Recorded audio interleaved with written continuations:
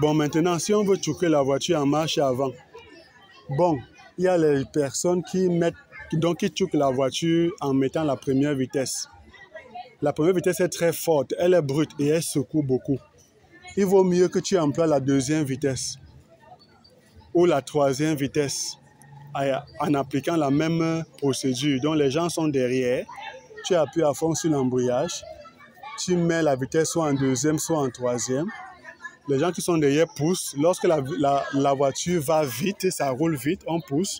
Tu lâches progressivement l'embrayage, étant toujours en train de jouer avec l'accélérateur. Donc tu appuies rapidement, tu laisses rapidement, tu laisses. Là, c'est pour pousser le moteur à ronfler rapidement, à prendre rapidement, à démarrer rapidement.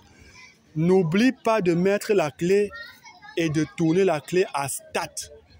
Parce que pour choquer la voiture, si tu n'as pas mis la clé, si tu n'as pas ouvert, donc allumer le tableau de bord, voilà. Donc tu dois allumer le tableau de bord. Et le tableau de bord s'allume à start. Donc tu tournes la clé, tu mets la clé, c'est à lock, tu tournes jusqu'à ce que la clé reste à la position start.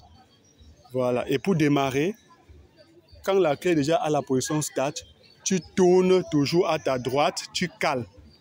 Tu tournes, tu cales. La voiture va ronfler, va chercher à démarrer. Dès que elle ronfle déjà, lorsque tu as bien démarré, tu laisses la clé et tu as démarré ta voiture. Tu vois un peu.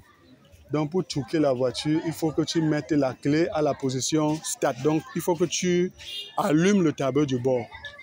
Sinon, si tu pratiques tout ça pour choquer la voiture et que la clé n'est même pas au contact, tu n'as pas allumé le tableau de bord, ça ne peut pas démarrer. C'est impossible. Donc tu ne peux pas choquer la voiture et ça démarre. Tu vois un peu. Voilà.